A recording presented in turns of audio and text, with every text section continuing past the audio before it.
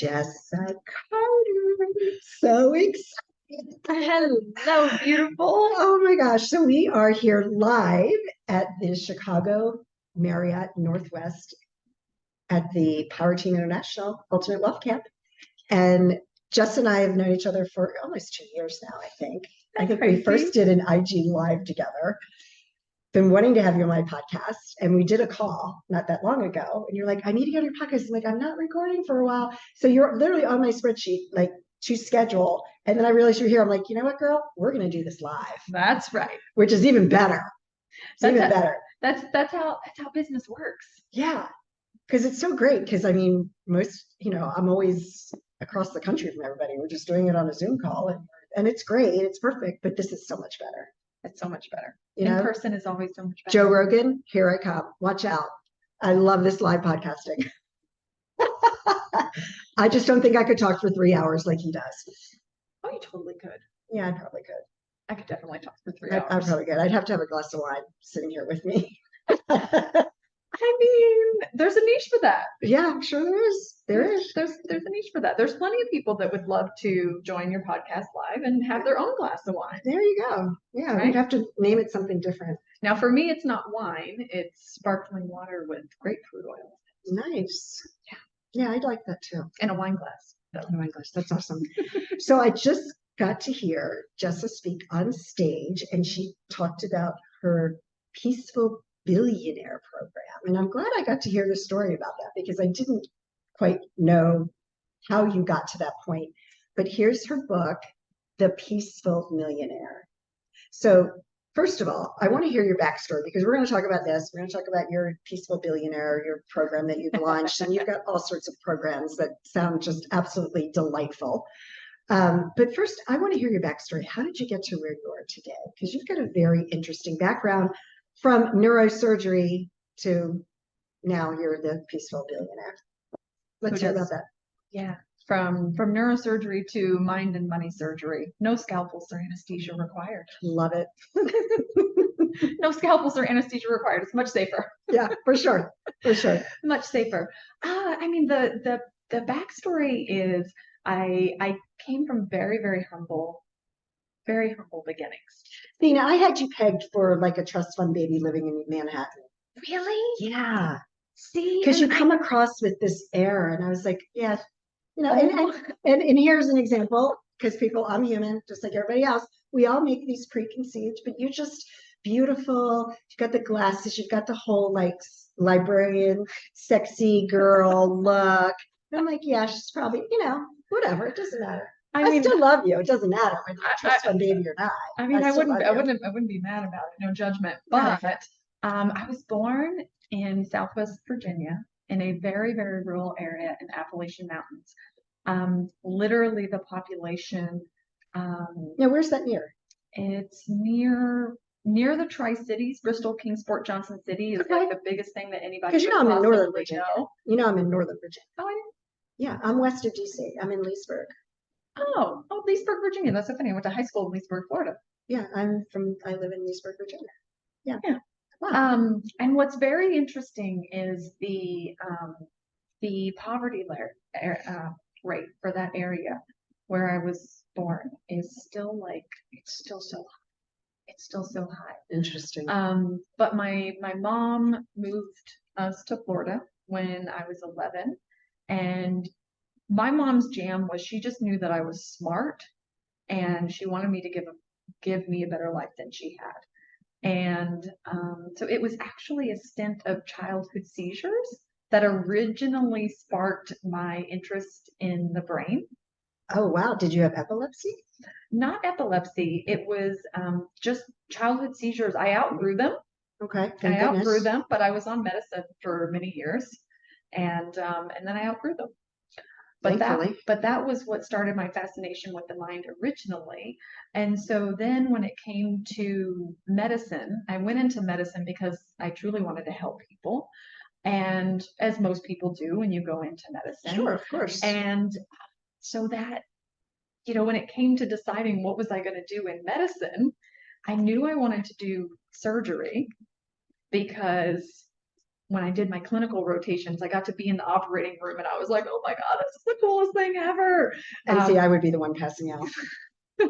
I'm a very tangible, hands-on person. I like things that are very tangible and hands-on. So that for me was like the, the coolest possible thing ever.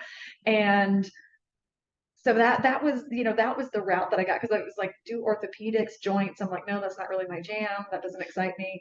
Cardiothoracic surgery, do the heart. Like, heart. So in what way did you, breed. because you're not a doctor, so in what way did you? I'm a physician. I was a physician assistant, so physician assistant certified for okay, 10 that's years. what the PAC is. That's what the PAC is. Okay, so that's the next best thing. Next best thing. I mean, sure. we do 80 to 90% of what the doctors do. Yep. We can write prescriptions, and I was in the operating room with the surgeons. I mean, I've personally drilled holes in people's heads. Wow. Okay. So yeah, that's a pretty big freaking deal, is to be a physician's assistant, for sure. And and neurosurgery, I mean, that is not for the light of heart, not for the light of heart whatsoever. And but yeah, I mean, so 10 years in neurosurgery, and I had a significant other that passed away early in my career, only a year in, and for a long time I just dove into work. I focused on work, and that was all I did after he passed away for a very long time. For like 5-6 years, that's all I did was like work 60 to 80 hours a week. And finally, I just woke up one day and I was like, Jessa, what the heck are you doing? This isn't life. This isn't living, right? So losing him taught me that life was too short. And then for 5 years, I forgot, right? I forgot about it. Well, because sometimes, I mean, that's like a coping mechanism. Sometimes you just deal with things the best way you know how. And yeah. And so it wasn't the worst thing in the world you could be doing, but no, I mean, I did. I threw myself into work, and there are definitely, worse things to do for sure. After something like that. And, but then I ended up at an event. I decided that I wanted to be better with money. And I ended up at an event called the Millionaire Mind Intensive.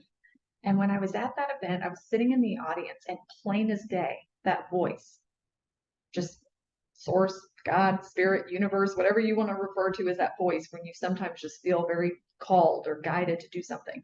But it was so crystal clear. I had never quite experienced it like that. And it was so crystal clear. Jessa, you're supposed to be on that stage. And it was so clear that I literally looked around. I'm like, who said that to me? Who's saying this?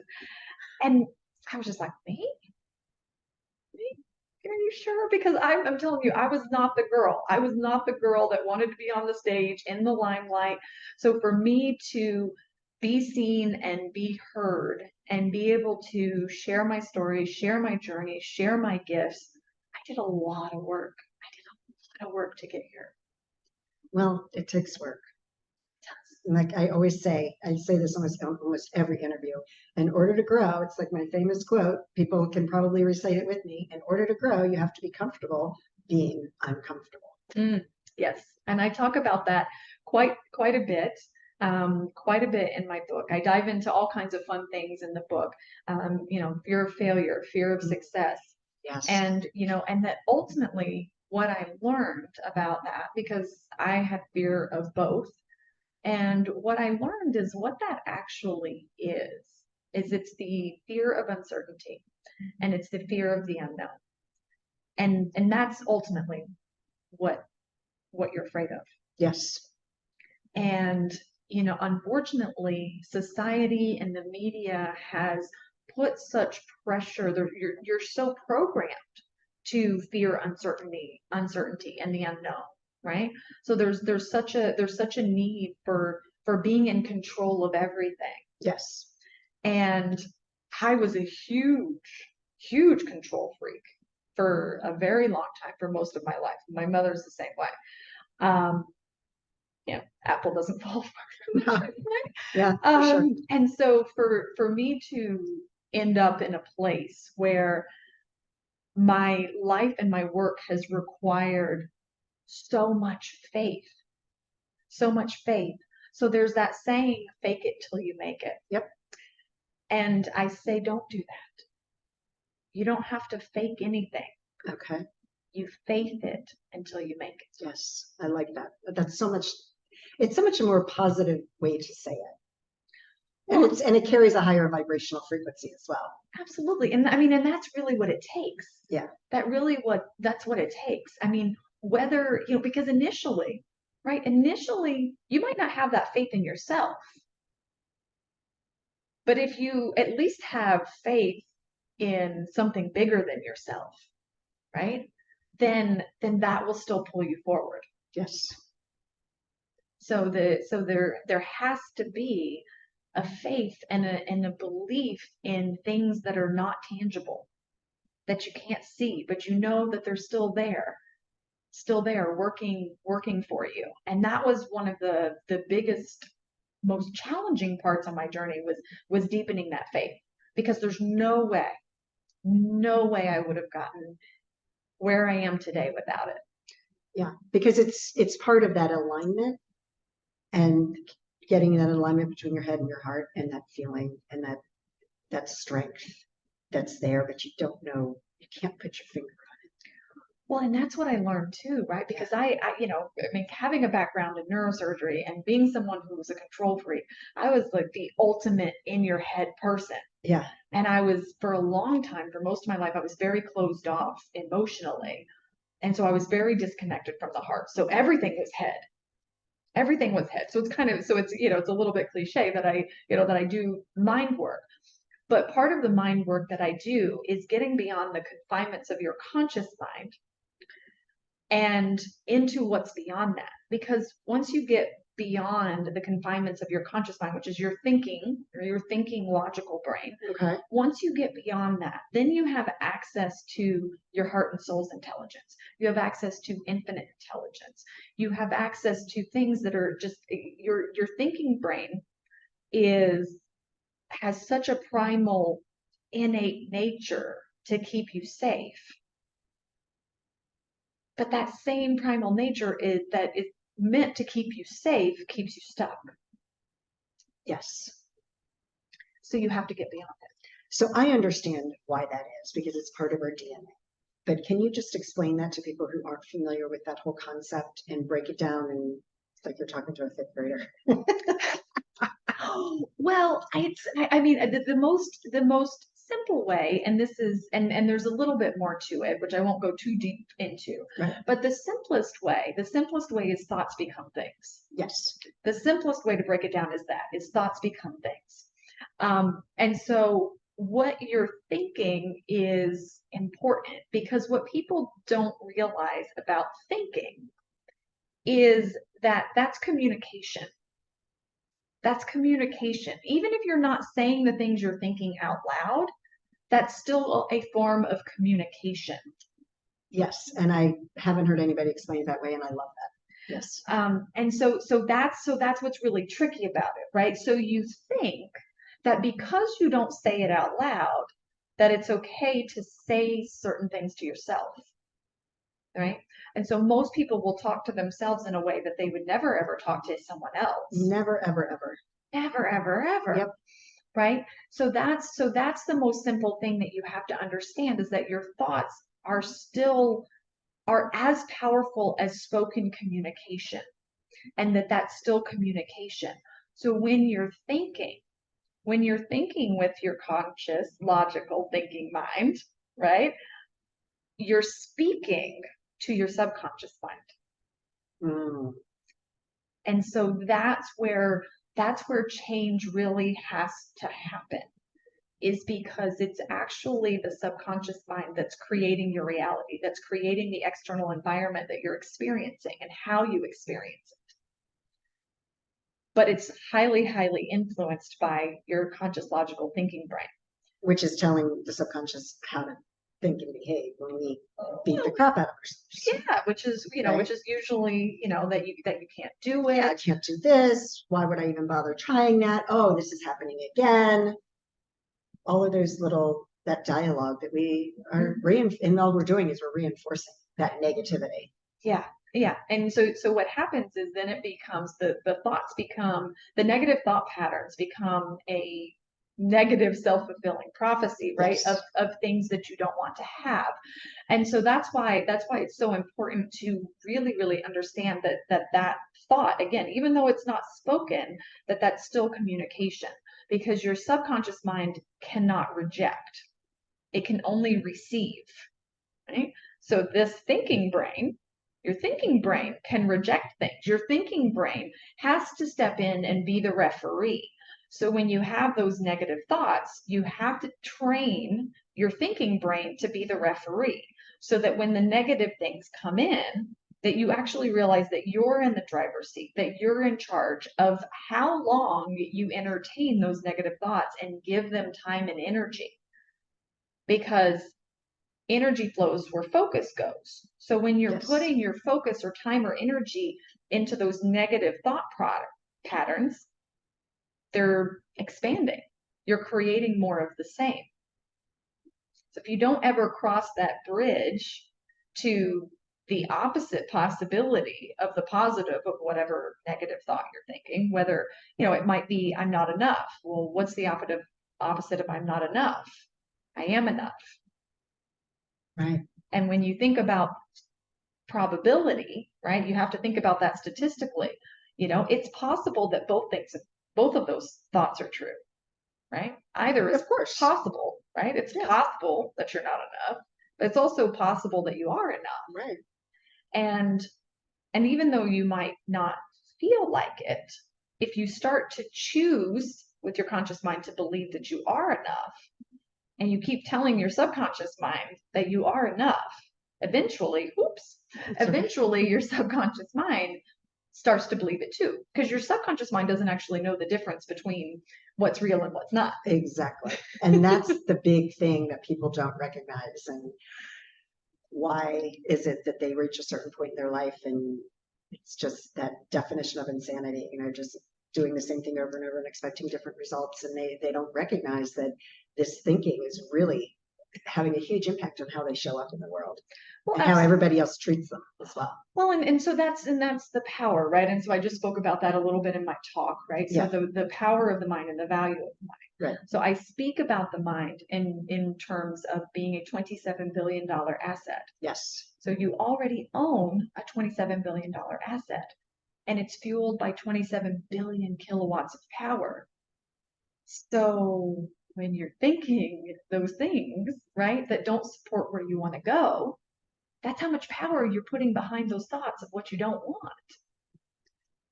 And when I heard you say that, and then you had the visual, up on the board, your slides, and you see that and you're like, whoa. And I'm just going to speak for the United States because this is where I am. But when you look at the United States and how, there's just so many people that, I'm sorry, I love all of you, I love humanity, but there's so many people that are just not cutting it, and the way they think, the way they show up, the way, the anger, just all of that stuff. Well, and the thing is, and it's just kind of sad that they're wasting that power that you have in your brain. Mm-hmm. It's a lot of power that's just being wasted away. Well, and the thing is they just don't know. Yeah, true. They just don't know. So what I've really learned on my journey, one of the most powerful things that I've learned is everyone is doing the absolute best that they can with the tools that they have at the time. That's right. Right. And so the difference is some people just get more, you're gaining tools along the way. Right. But society doesn't teach you to be in charge or in control, right? Society as a whole programs you to follow right. The herd, right? Follow what's the herd. Everybody else doing, right? Do what everybody else is doing. Yeah. And so part of my work, right? When you think about the event, right? When you think about the Peaceful Billionaire Intensive, money on your terms. Yeah. Money on your terms, right? Because everybody thinks that money is on somebody else's terms. Yeah. Money's on your terms. Money's on your terms. Oh, I didn't ask the question today, but one of the things I often ask when I speak is, how rich can you be? As rich as you want to be.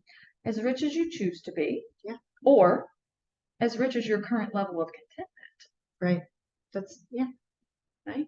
Yeah. So you have to choose, but then what gets in the way, right? What gets in the way of you having the financial success that you're capable of? Yeah. It's this, right? Yeah. It's that 6 inches of real estate between your Between your ears ears. Yes. that you don't know, right? That you've gone your whole life not knowing was worth $27 billion, and that you've gone your whole life not knowing that it was being powered with 27 billion kilowatts of power. You just didn't know. Yeah. You just didn't know, and that's not your fault. Right. That's not your fault. Yeah, I know. All right. Wow. You unpacked a lot just now. And so where can people learn about your Peaceful Billionaire course? And okay, tell us about that first. And then you've got 2 more books that are going to be coming out. I do. I do. So the intensive, the Peaceful Billionaire intensive is coming up July 27th through 29th. Okay. And that's a 3-day virtual intensive. Now, will you be holding that any other time this year? I will. Okay. I will. Okay. I don't have dates It's just okay yet. because this may not be out by then. Okay. This episode, but that's okay. Yeah. So we'll put your website in the show notes and people can check your Yeah. website for updates because I'm sure you'll be doing this event. Yeah, I at will be another doing time. I will be doing the event again. So yeah, we can put that out there for people so they can find the link and Yes. go and learn more about And when you know the you have event. those dates, just let me know and I'll make sure. Okay. When the Yeah. timing of this and everything. Okay. Yeah, because that's it's a really, really extraordinarily Well, I signed up. transformational. I signed up because you're my friend and I want to support you. And I love taking any course that helps my relationship with money and the way I perceive money and the way I think money perceives me. Quite frankly, I think it's a 2-way street It really because is. I've had this relationship, that I'm still working on. It is. It's absolutely a relationship. Yeah. And that's actually something that I speak a bit more into at the event. Not when you're doing a talk from stage or doing a master class, when you start to talk about their relationship with money, like there's a lot to unpack there. There's a lot to unpack there. So I can't do that in an hour talk. And so the intensive, you get to spend 3 days with me, and it's 6 hours a day. And it really is an intensive, and it's extremely interactive and experiential, right? Because the transformation happens through you being engaged and taking steps and taking actions towards the future financial life of your choosing, right? So you have to take an active role in that process. It wouldn't do you any good to sit there for 3 days and listen to me talk. Right. Well, and not that you wouldn't gain a lot of wisdom, of course. But the one of the things that I always say is, and you'll really appreciate and love this, right? So we live in a day and age today where people are literally drowning in information. Yes. And starving for deep, meaningful connection and for transformation, right? And so the thing about information is information without integration and implementation is going to stay simply that. It's going to stay information. And information is great, right? But the old saying, knowledge is power, is not true, right? It's applied knowledge. Applied knowledge is power. You can know a whole lot of things, but if you're not doing anything with the things that you know, then that knowledge is not really being utilized. It's just there. Yeah. Yeah. Collecting dust. Yeah, essentially. Collecting dust. Yeah. So where can people find you, and just go ahead and shout out your website, and do you have an opt-in or anything like that you want to? So there's a lot of things that are being reworked now. But I do have an opt-in. One of the opt-ins that I have is the Design Your Peaceful Billionaire Life Workbook. And the website is thepeacefulbillionaire.com. Perfect. Thepeacefulbillionaire.com. Awesome. Yeah. So they can go to the website and get your free workbook. Mm-hmm. Fantastic. Yeah. And I have a free masterclass too, so they can also check that out. Fantastic. There's some cool things to check out and get to know me a little bit better. Yeah. Awesome. Any last words? You You want to say? mentioned the upcoming books, right? So Yes. the Oh, yes, your books. so the so the Peaceful Millionaire is out. I'm the Peaceful Multimillionaire is underway. It's in the works. It'll probably be out first thing next year, like kind of like a new year, right at the end of this year, New Year's. And then the book after that will be the Peaceful Billionaire. I love it. I love the progression, the trilogy. The trilogy. And that happened when I was writing the first book. That happened when I was writing the first book. So I actually wrote the first book in 2 weeks, which most people find to be very like baffling. Yeah, it's a lot of work. And the thing is I wanted to write a book for 3 years, and it took such a long time for me to get to that place within myself where I had the courage. Yeah. And No, I get then that. once I did it, I was like, oh my God, I should have done this eons ago. It was the best thing ever. It's hard. That first book is so hard. And even like my first book was a novel, which was a whole nother level of scariness because it's a novel, like it's fiction. And then I put out a nonfiction book, and that's just as scary because it's like, okay, it's like you're opening up a wound and like hoping nobody throws salt in it. And like you just, like you're vulnerable, and it's hard. Yeah. So I talk about, I share, different bits and pieces of my story throughout the book. I've had so many people who've read it. They love the flow of the book because they're like, every time my mind like went somewhere, you would catch me. Oh, Like wow. you would catch me. And so that was really cool. And then some people have shared that they cried, but everybody really, really loves it. So I did definitely pour my heart and soul into it. And I'm excited. I'm so excited to be writing the second one, that it's in the works. And awesome. I can't wait to do the next one, but I'm so grateful for the impact that this has had. I mean, I've had friends, like people that I've known for 20 years. One girl who was like literally my best friend in middle school that I had lost contact with, that my mom crossed paths with. And I was like, oh, mom, like here, give her a signed copy of my book.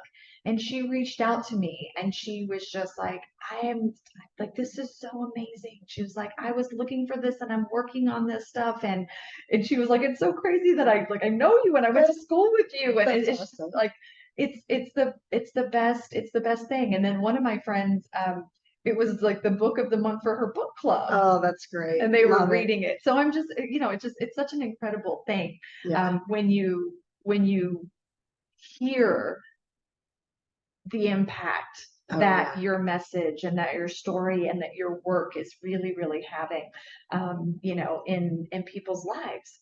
I mean, there's no substitution for that. Amazing. Well, Jessa, I'm so grateful that we got to do this live. So much better. So much better. We have to do it again. This is so fun. Like seriously, we could do a talk show. We could just hang out. Just for sure, because we had a great time when we did our Instagram live. So yeah, more to come, audience. Thank you so much, and thank you everyone for listening today.